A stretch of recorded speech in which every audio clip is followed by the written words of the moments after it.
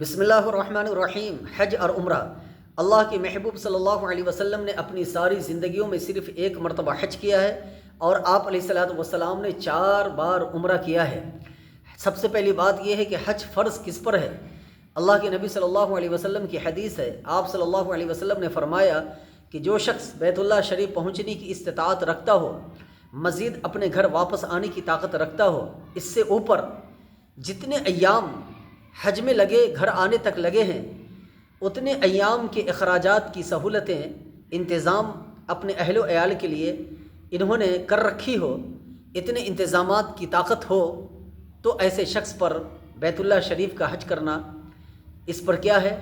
فرض ہے، یعنی ضروری ہے۔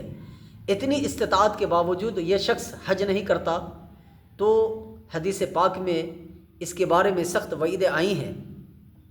اللہ کے نبی صلی اللہ علیہ وسلم نے فرمایا ہے کہ جو شخص بیت اللہ شریف پہنچنے کی استطاعت رکھتا ہو، اس کے باوجود حج نہ کرے، تو یہ شخص یہودی ہو کر مرے یا نصرانی ہو کر مرے، میرا اس سے کوئی واسطہ نہیں۔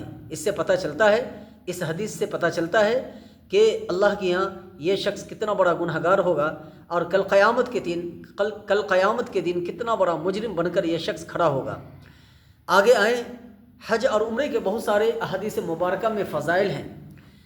ایک حدیث میں ہے کہ ایک عمرہ کے بعد جو دوسرا عمرہ ہوتا ہے، یہ درمیانی اوقات کے گناہوں کا کفارہ ہوتا ہے۔ جس طریقے سے ایک نماز کے بعد دوسری نماز یہ گناہوں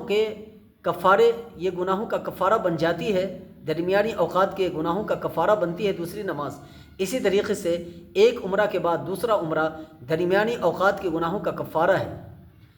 ایک اور حدیث میں یہ بھی ہے کہ 3 شخص ایسے ہیں جو اللہ سبحانہ و تعالیٰ کے مہمان ہیں۔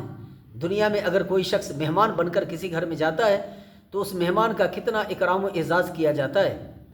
بھائی، اگر کوئی شخص گھر والا غریب ہے اور اس غریب گھر میں کوئی مہمان آتا ہے، تو وہ غریب گھر والا اگر وسعت نہیں رکھتا ہے، مہمان کے اکرام و اعزاز میں خرچ کرنے کی وسعت طاقت نہیں رکھتا ہے، اس کے باوجود بھی وہ قرض لے کر مہمان کا اکرام کرتا ہے۔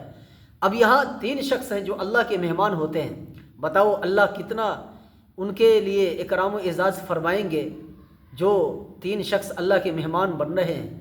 وفد اللہ ثلاثہ، کون 3 شخص ہیں؟ الغازی، پہلا اللہ کے راستے میں جہاد کرنے والا ہو، غازی ہو تو وہ اللہ کا مہمان ہوتا ہے۔ دوسرا والحاج، حج کرنے والا بھی اللہ کا مہمان ہے۔ تیسرا والمعتمر، عمرہ کرنے والا بھی اللہ کا مہمان ہے۔ اب اگر یہ تینوں شخص اللہ کے دربار میں ہاتھ اٹھا کر دعا کریں گے تو بتاؤ بھائی، کیا ان کی دعاؤں کو اللہ رد فرمائیں گے؟ ہرگز نہیں، قبول فرمائیں گے۔ تو کتنی بڑی فضیلت ہے حج کرنے والوں کے لیے، عمرہ کرنے والوں کے لیے۔ ایک اور حدیث میں ہے کہ اللہ کے نبی صلی اللہ علیہ وسلم نے فرمایا کہ اللہ تعالیٰ 120 رحمتیں روزانہ بیت اللہ شریف پر نازل فرماتے ہیں۔ یہاں ہم ہیں، آپ ہیں، یہاں کس وقت اللہ کی رحمت آتی ہے ہمیں معلوم نہیں۔ ظہر میں آتی ہے، فجر میں آتی ہے، عصر میں آتی ہے، مغرب میں آتی ہے، کب آتی ہے معلوم نہیں ہے، مگر بیت اللہ شریف ایک ایسی جگہ ہے کہ اللہ تعالیٰ روزانہ 120 رحمتیں نازل فرماتے ہیں۔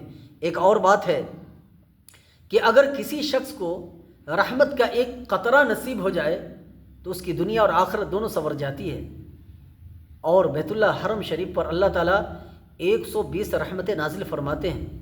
60 رحمتیں صرف طواف کرنے والے پر، اور 40 رحمتیں نماز پڑھنے والے پر جو بیت اللہ شریف میں نماز ادا کرتے ہیں ان پر، اور 20 رحمتیں جو نہ تو طواف کر رہے ہیں نہ ہی نماز پڑھ رہے ہیں، ایسے یوں ہی صرف بیت اللہ شریف کا دیدار کر رہے ہیں، بیٹھے ہوئے ہیں، تو بھی اس پر اللہ تعالیٰ 20 رحمتوں کا نزول فرماتے ہیں۔ تو یہ فضیلت ہمیں کب حاصل ہوگی؟ جب ہم عمرہ کریں گے، جب ہم حج کے لیے جائیں گے، بیت اللہ شریف پہنچیں گے۔